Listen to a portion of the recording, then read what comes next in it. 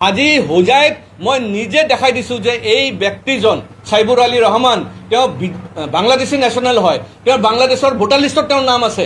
ভাৰতবৰ্ষৰ কোনো চিষ্টেম নাই যে আপুনি দুটা দেশৰ আপুনি নাগৰিক হ'ব পাৰে বুলি। তাৰপিছতে পুলিচ প্ৰটেকশ্যন দি আছে আৰু পুলিচে কাক লিখি আছে? তেওঁলোকে বাংলাদেশ হাই কমিশ্যনক লিখে।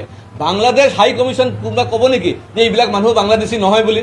তেওঁলোকেতো বিচাৰে যে বাংলাদেশৰ পৰা আৰু মানুহ আহক আৰু ভাৰতবৰ্ষ বাংলাদেশত ৰহমান তালুকদাৰ নামৰ যে ব্যক্তিৰ কথা উল্লেখ কৰিছে এতিয়া, তেখেত বেচিকেলি বাংলাদেশী নেশ্যনেল। বাংলাদেশত ভোটাৰ লিষ্টত তেওঁৰ নাম অন্তৰ্ভুক্ত হৈ আছে। আপোনালোকে নিজেও চাব পাৰিব যে তেওঁৰ যিটো QR কোড আমি পাইছোঁ, সেই QR কোডটো ক্লিক কৰিলে বাংলাদেশৰ ভোটাৰ লিষ্টটো খুলি যায়। তাতে তেওঁৰ নাম অন্তৰ্ভুক্ত হৈ আছে, তেওঁৰ ফটোগ্ৰাফ লগতো আছে।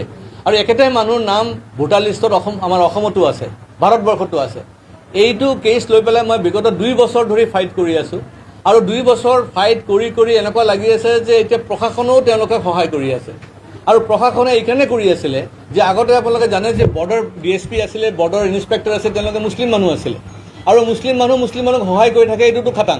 সেইকাৰণে তেওঁলোকে এনেকুৱা এটা ব্যৱস্থা কৰি থৈ গৈছে যে তেওঁক মানে ভাৰতীয় সজাবৰ কাৰণে যি প্ৰক্ৰিয়া কৰিব লাগে তেওঁলোকে কৰিছে। আনকি ফৰেনাৰ ট্ৰাইব্যুনেলৰ যে জাজ আছে, ফৰেনাৰ ট্ৰাইব্যুনেলৰ যে জাজ মিছেছ বৰা, আপোনালোকে খবৰ কৰিব। এতিয়া ক'ব যে এইটোতো কণ্টেম্প্ট অফ কোৰ্ট। কণ্টেম্প্ট অফ কোৰ্ট নহয়, মোৰ দেশ বচাব লাগিব। মোৰ দেশক যদি আজি জাজেও বিক্ৰী কৰে তো মই সেইখিনি ধৰিব লাগিব। মিছেছ বৰা টকা লৈ পেলাই বাংলাদেশী মুছলমানসকলক ভাৰতীয় নাগৰিক বনাইছে, এইটো সকলোৱে জানে। কিন্তু আজিও তেওঁ বহি আছে ইয়াতে, এতিয়াও তেওঁ জাজমেণ্ট দি আছে। আমি কিহৰ কাৰণে চিঞৰ বাখৰ কৰি আছোঁ? কিহৰ কাৰণে ইভিকশ্যন কৰা হয়? আমাৰ মুখ্যমন্ত্ৰী ডাঙৰীয়া মই ক'ব বিচাৰিছোঁ, আপুনি যে গোটেই অসমত ইভিকশ্যন চলাই আছে আৰু মুছলমানক উচ্ছেদ কৰি আছে, উচ্ছেদ কৰি কি লাভ হ'ব? যদি বিষয়াসকলে তেওঁলোকক যদি নাগৰিকতা দি দিয়ে, তেওঁলোকক যদি ঘৰত গৈ পেলাই কাগজ দি আহে যে আপুনি ভাৰতীয় নাগৰিক হৈ গ'ল আৰু তাৰ বিনিময়ত 3 লাখ টকা, 4 লাখ টকা, 5 লাখ টকা লৈ লয়, তেতিয়াতো ইয়াতেতো একো দৰকাৰেই নাই আমাৰ কৰিবৰ কাৰণে। কিহৰ কাৰণে ইভিকশ্যন কৰিব লাগে? মইতো ভাবোঁ চব বন্ধ কৰি দিব লাগে। যিমান বাংলাদেশী আছে চবক নাগৰিকতা দি দিয়ক। আমি কিয় ইমান কাজিয়া কৰি আছোঁ?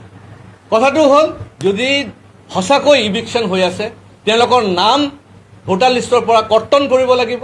তেওঁলোকৰ যিমান ভাৰতীয় তেওঁলোকে ফেচিলিটি পাই আছিলে সেইবিলাক কৰ্তন হ'ব লাগিব। তেওঁলোকৰ যে আধাৰ কাৰ্ড আছে, আধাৰ কাৰ্ড চিজ হ'ব লাগিব। তেওঁলোকক ডিটেনশ্যন কেম্পত পঠাব লাগিব। তাৰপিছত তেওঁলোকে যদি প্ৰমাণ কৰিব পাৰে যে তেওঁলোকে, মই নিজে দেখাই দিছোঁ যে এই ব্যক্তিজন সাইবুৰ আলী ৰহমান তেওঁ বাংলাদেশী নেশ্যনেল হয়, তেওঁ বাংলাদেশৰ ভোটাৰ লিষ্টত তেওঁৰ নাম আছে। ভাৰতবৰ্ষৰ কোনো চিষ্টেম নাই যে আপুনি দুটা দেশৰ আপুনি নাগৰিক হ'ব পাৰে বুলি। তাৰপিছতে পুলিচ প্ৰটেকশ্যন দি আছে আৰু পুলিচে কাক লিখি আছে? তেওঁলোকে বাংলাদেশ হাই কমিশ্যনক লিখে। বাংলাদেশ হাই কমিশ্যন কোনোবা ক'ব নেকি যে এইবিলাক মানুহ বাংলাদেশী নহয় বুলি? তেওঁলোকেতো বিচাৰে যে বাংলাদেশৰ পৰা আৰু মানুহ আহক আৰু ভাৰতবৰ্ষ বাংলাদেশত গুচি যাওক।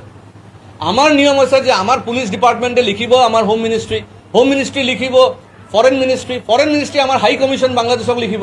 তেওঁলোকে তাতে চাব যে সঁচা নে মিছা। এইবিলাক একো প্ৰক্ৰিয়াই হোৱা নাই, চব বিক্ৰী হৈ আছে চাৰিওপিনে।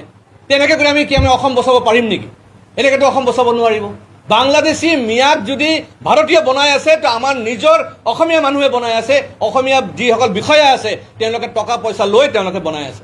সেইখিনি আগত ঠিক কৰক। আৰু তাৰপিছত নহ'লে নাতে আমি এৰি দিম।